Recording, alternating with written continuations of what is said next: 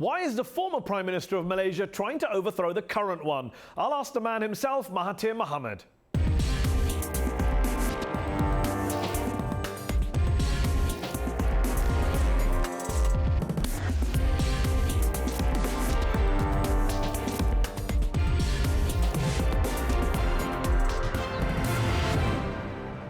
I'm Mehdi Hasan. Also on the show, Ethiopia's biggest ethnic group, the Oromo, are taking to the streets to demand their rights. But with hundreds dead, thousands detained or disappeared, is the government guilty of a violent crackdown? That's our debate. But first, Malaysia's opposition is gaining support in its Save Malaysia campaign to oust current Prime Minister Najib Razak. Elected in 2013, critics claim he's mismanaged the economy, suppressed free speech, and allegedly taken hundreds of millions of dollars in bribes. Allegations which he, of course, denies. But the man leading the campaign to topple him is his own controversial former mentor, a man who's been dubbed a giant of Asia and who served as Malaysia's Prime Minister for 22 years. This week's headliner from Kuala Lumpur, Mahathir Mohamad. Mahathir Mohamad, thanks for joining me on UpFront. You left Prime Ministerial office in 2003, yet you're now leading the campaign, the Save Malaysia campaign, against the current Prime Minister Najib Razak, who was once your hand-picked successor, your protege. Why? Well, he's gone off track. He's done a lot of things which are actually wrong. And as a result, he has put the country in a very bad position, economically, politically. It is also getting a bad name throughout the world. So he has to go. And you've accused him of corruption. Prime Minister Razak would say he hasn't been found guilty of anything. He would say that he was cleared of corruption by Malaysia's Attorney General back in January, who said the $700 million that was found in his bank account, in the Prime Minister's account, was a donation from Saudi Arabia. But you don't accept that. He's not been found guilty of anything simply because the Attorney General refuses to reveal what was reported to him and merely said that he has done nothing wrong. And the Attorney General, recently appointed by him, seems to be clearing him on every issue without revealing the basis of his decision. The spokesman for the current Malaysian government has accused you of political opportunism and desperation. He says if you want to change the government, quote, follow democratic process and await the next election in line with Malaysia's laws. He's right, isn't he? You have no right to overturn the 2013 election result, which returned Prime Minister Razak to office, do you? That would be a coup. The government is not going according to the laws of this country. Whenever somebody reports on the misdeeds of the Prime Minister, the man would be detained, questioned, and charged before a court for some laws which are not related to what he has done. But in a democracy, and Malaysia claims to be a democracy, shouldn't the people kick out a Prime Minister, not the former Prime Minister? No, the people has a right to do that, but he has closed all avenues for redress. The people cannot even speak. The newspapers do not publish anything about his misdeeds. And if you go to the parliament to try and move a motion of non-confidence, he has a grip over his party, which is the majority, and they will never support a vote of non-confidence. So there is no way we can take action against him except by trying to make it well known to the people of Malaysia and the world that he has done a lot of wrong. You have said that Malaysia can no longer take the corruption of the current government. And yet there was corruption on your watch too, wasn't there? In fact, you only fell out with your own Deputy Prime Minister, Anwar Ibrahim, after he went on a campaign against corruption and cronyism in the late 1990s, which ended up targeting many of your allies, including your son Mirzan, who was allegedly trying to get a government bailout for his shipping company. It is all the accusation, but in that case, they are open to prove that that is so, but they have not proven. But what is the evidence that I was corrupt or I corrupted people? There is corruption in every country. It is a level that counts. I admit that during my time there was corruption, but not on the scale that Najib is involved in, running into billions and billions, tens of billions of Malaysian ringgit. That has never been done or heard of in this country. That's a fair point. But it isn't just opposition politicians who made those accusations against you in the 90s. It was academics, NGOs, journalists who publicly complained that your sons had stakes in or sat on the boards of over 200 Malaysian companies. Some would say if you're so worried about corruption, why not look closer to home? After I stepped down, there were attempts to look into my past by the following governments, but they couldn't find anything wrong with my administration. Otherwise, they would have hauled me up in court. Of course, during my time, people will say that people cannot take action against me. But please remember that when I was heading my party was declared illegal. I had a tough time trying to rebuild the party. And there are many decisions of the court which were against me. That was possible during my time. It's not possible now. You say that, and yet you were also accused of interfering with the judiciary. All of the things you complain about under Najib Razak, some would say started under you. The consolidation of executive power, the crackdown on dissent. You said in a recent interview that you don't feel proud of Malaysia anymore. But should people have felt proud of Malaysia back in the 80s and 90s when you were using the Internal Security Act to detain without trial hundreds of opposition party members, NGO leaders, students, artists, scientists, intellectuals, shutting down newspapers? Yeah, they accuse, but what is the evidence that I did anything wrong? If I'd done anything wrong, now that I am powerless, they can take it up in the courts of law. I have no say in the courts of law. But do you deny locking up people without trial under the Internal Security Act during your tenure? Do you deny that? Yes, it was after riots, after policemen were killed. 4 policemen were shot because of some uprising by Islamist fundamentalists. But all those people were released within 2 months. Mahathir Mohamad, before we finish, I have to ask you about your relationship with Jews and the Jewish people over the years. You've made some pretty offensive, inaccurate, some would say undeniably anti-Semitic remarks. In a speech in 2003, you said, quote, "The Jews rule the world by proxy. They get others to fight and die for them." In 2012, you wrote you were glad to be labeled anti-Semitic and that sympathy with Jewish victims of the Holocaust was wasted and misplaced. Isn't it the case that your political legacy, your accomplishments, will forever be tainted until you apologize and withdraw such anti-Semitic remarks? No, I believe I'm speaking the truth. You look at America, it is totally dedicated to supporting Israel even when Israel commits international crime. In fact, candidates for election need to inform the Jewish lobby that they are supporting Israel. Why are you conflating Israel with all Jews? Why are you conflating Israel with all Jews? All Jews are not responsible for Israel. Why not? So then should all Muslims be conflated with ISIL? In America, American Jews mostly support Israel. Mahathir Mohamad, should all Muslims be conflated with ISIL then? If everyone is collectively held responsible for the actions of people in their faith? No, it shouldn't, because we are not working in that direction. What I said was that the Jews are ruling the world by proxy. That's an outrageous claim with no evidence.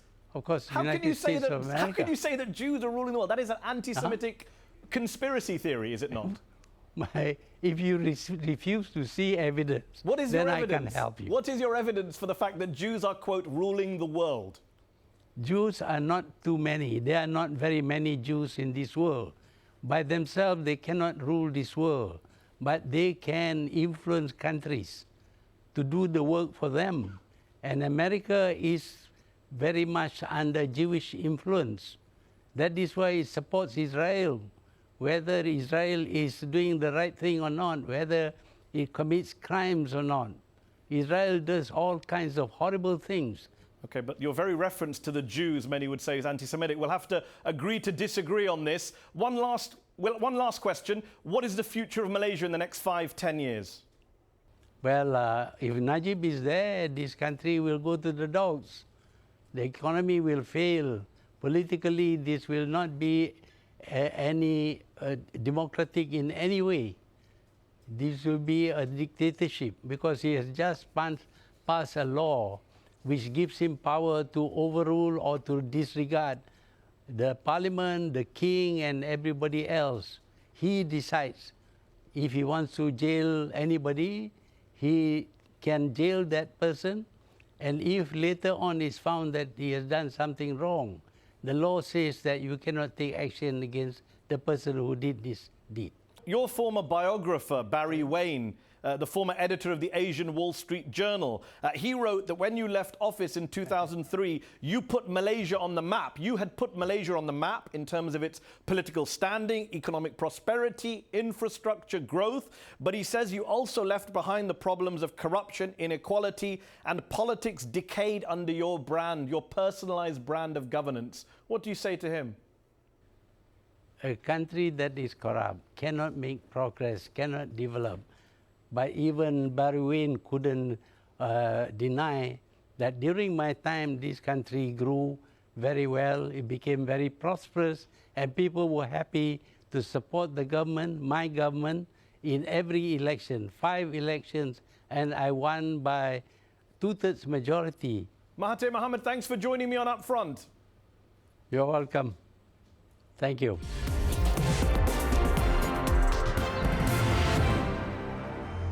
Here on UpFront, we've had a fair few guests keen to try and defend US drone strikes.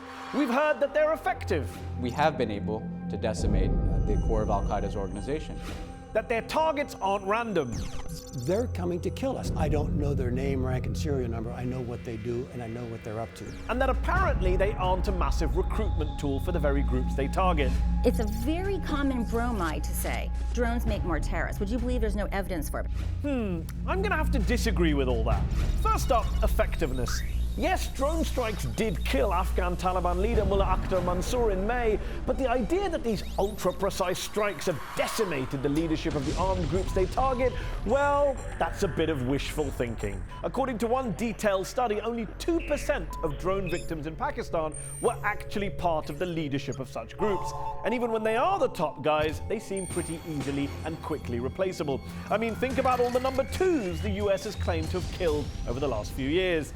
Next up, targeting. Remember that former CIA chief telling me they know exactly which bad guys they're killing?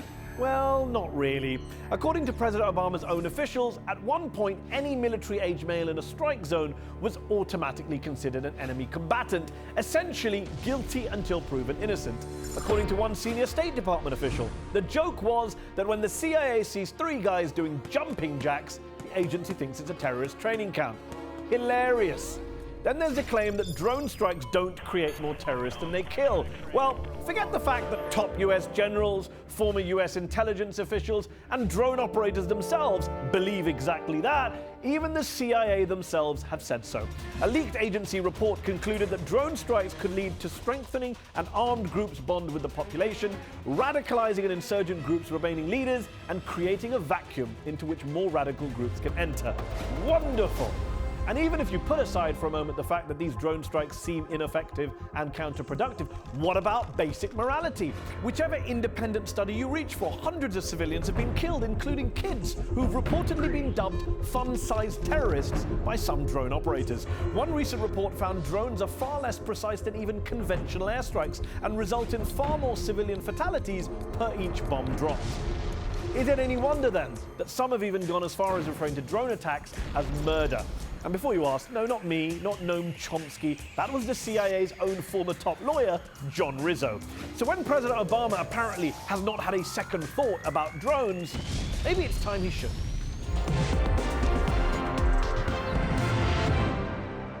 400 people, including children, have been killed since November by Ethiopian security forces responding to protests in the country's largest region, Oromia. That's the verdict of a recent report by Human Rights Watch, which says the 35 million plus Oromo, Ethiopia's biggest ethnic group, have been politically, economically, and culturally marginalized for decades, with thousands detained or disappeared.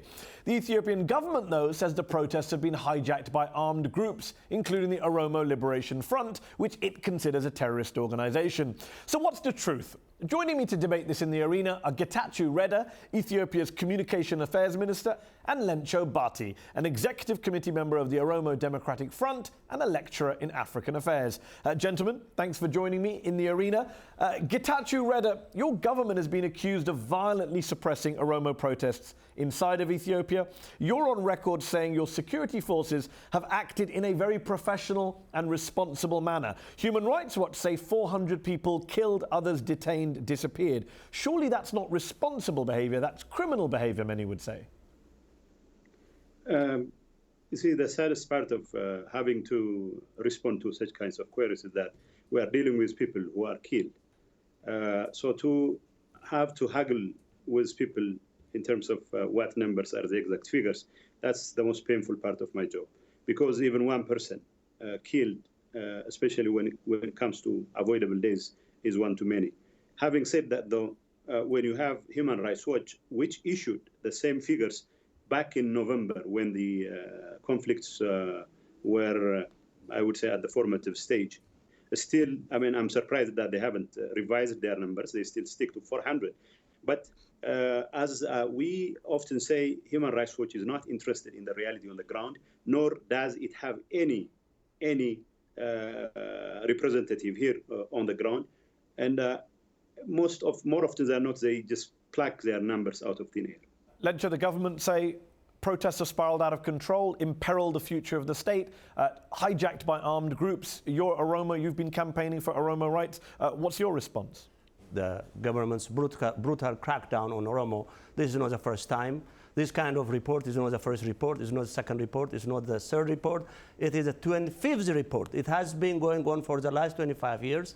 The Oromo people have a legitimate cause. They have a legitimate grievances. So this has nothing to do with terrorism. This is a legitimate cause because the Oromo people want representation. So, Lencho, you're now with the Oromo Democratic Front, which is a non-violent group. But I believe you were once also with the Oromo Liberation Front, which is a violent group, which openly advocates, practices violence against the state, which has proudly talked about killing collaborators, civilians. Can you see why the Ethiopian government, why any government, might want to crack down on such a group violently? But, I mean, the Oromo Democratic Front believes in peaceful political struggle, and we also accept the Constitution, we want to be part of the process. You do, but you accept that other groups, including your former group, which doesn't. There are other peaceful political, Oromo political groups in the country also. For example, their leadership, Bakala Garba is in prison. You know, what do you do about the violent groups? Look, these violent groups, the violence is, this is the excuse the government used to crack on the Oromos. And the Oromo Liberation Front itself was part of the government initially, part of the transitional government. You're using terrorism as an excuse like many governments do, says Lencho. No, we're not using terrorism as an excuse because evidence is about people being involved in terrorist acts are legion. I agree with him, the only option for this country, the only viable option for this country is for people to join the peaceful struggle. And I honestly, Getachew, is there a space for peaceful struggle in Ethiopia today, given you have journalists in exile, newspapers shut down, no media freedom according to Reporters Without Border? Ethiopia comes 142 out of 180 countries when it comes to media freedom. There is no space for peaceful protest, many would say. Well, look, my friend, whatever the superlatives there, what we believe is there is a space. We have problems here and there. Like I said, there is a problem of tradition. There is a problem of culture.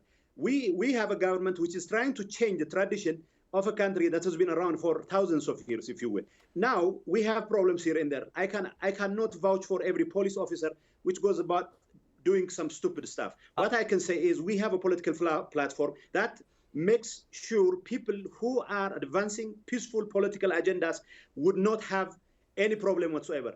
Okay, Lencho, with all due respect, I disagree, Mr. Getachew.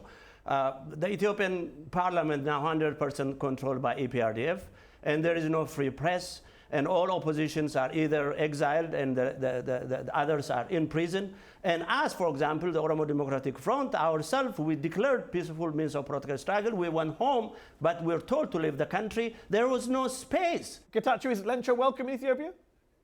Yes, he's more than welcome. I know Lencho and his comrades have been negotiating with the government to come here. I don't see any problem for them to come here. Do you publicly today declare that The government is ready to welcome ODF to the country to participate in peaceful political struggle. The government is more than ready to welcome ODF as long as ODF breaks its ties with the terrorist organization called OLF. I know we broke our ties with OLF long time ago. We will be more than glad to welcome ODF as long as it abides by the constitution of the country, as long as it abides by the rules of the country. Why the president of the ODF was left to leave the country after 2 days of his arrival? Well, if you guys are interested in publicity stunts, you are entitled to it. But as far as I know, Getachew, let me ask you this. Let me ask you a wider question. Let me ask you a wider question. You are with the EPRDF, which is the governing party. Can you tell us, can you tell the viewers, how many seats in democratic Ethiopia the EPRDF and its allies won in last year's parliamentary elections? 100%. 100%. Do you know of any countries that are considered to be democratic where one party and its allies controls 100% of the legislature? At the risk of sounding stupid, I would tell you we have an electoral system which awards seats on a first-past-the-post basis. So, I mean, nobody would accuse the British system of being undemocratic, but they have that system. But fortunately for them, they have. They don't have 100% of seats for one party and its allies. It's not like we're going to apportion parliamentary seats on an arbitrary basis. Well, the process that led to 100% victory for APRDF is this is systematic marginalization, systematic exclusion of other oppositions, and the people were terrorized, and the people were not free to vote and support the party which they think represent them. So this is systematic work by the government. They ensure that they have 100% control over the state. Lencha, let me ask you this. The Oromo people, who you say are marginalized, systematically excluded from power, they do self-govern in their own state, Oromia. There is an Oromo People's Democratic Organization which governs in that state. Security forces are drawn from the Oromo community. This is a system of ethnic federalism, I believe it's called, in Ethiopia. How can you say you're completely excluded when you have a state and you have a regional government? This Oromo People Democratic Organization, OPDO, is created from the former POWs during the war against the communist regime. I have spoken to two ex-presidents of the Oromia region who are members of OPDO, several ambassadors who left the government. They say that party is controlled by EPRDF. They don't have an autonomy. They are just a facade. They are just to serve the interest of the government. Let Getachew respond. A facade. Oromo representation is a facade. You see, I mean, the problem with these people, Lencho's organization, not just ODF, but the OLF, has been around for the last 50 years. 50 years is a long time. They have never done anything for the Oromo people. They have been flagging every issue in the name of the Oromos, but they have never done anything. Is it not the case that the Tigrayan minority, which I believe you're a member of, which makes up 6% of the Ethiopian population, dominates the leadership of your party, dominates public life in Ethiopia, is basically the elite, while the Oromo, which represents 1 out of every 3 Ethiopians, has been disproportionately, historically marginalized from public life? Is that not fair? This is not true, because this is not true. Simply because it's been repeated ad nauseum doesn't make it true. Okay, Lencho. The APRDF, the TPLF control the foreign ministry, control the defense, control the securities, and control all key government positions. There is no question that this is a Tigrayan controlled government. They have to open up. They must open the political space. Otherwise, Ethiopia is sitting on a time bomb. Whether or not the interest of the Oromos is protected has little, if any, to do with who controls the foreign office, who controls this and that. The army is composed of both Oromos, all Oromos, Amharas, Tigrayans, and whatever. This is a country that belongs to all the nations. Lencho, even the security forces that you're accusing of human rights abuses contain Oromos, don't they? But you can't just blame non-Oromos for this. Let me tell you. I mean, this is the issue of state formation, state building. Okay, well, we're running out of time, so on that subject, harmonizing. Fine, we're running out of time, so on that subject, let me finish by asking you this. What do you want to see happen in Ethiopia? What is your vision for an Ethiopia in which power is shared equitably? How would it have to look to you? The government must open up, allow the political oppositions to enter the political space, free journalists, free political prisoners, and sit down and negotiate. Last word, what's wrong with that vision which Lencho outlines for Ethiopia? there is nothing wrong with that vision, except that he's overstating his case in some ways. But all I would advise my friend Lincho is to make sure they have their houses clean, especially with ODF, and come to this country and do themselves a favor. Gentlemen, we'll have to leave it there. We're out of time. Thank you both for joining me in the arena. That's our show. Up Front will be back next week.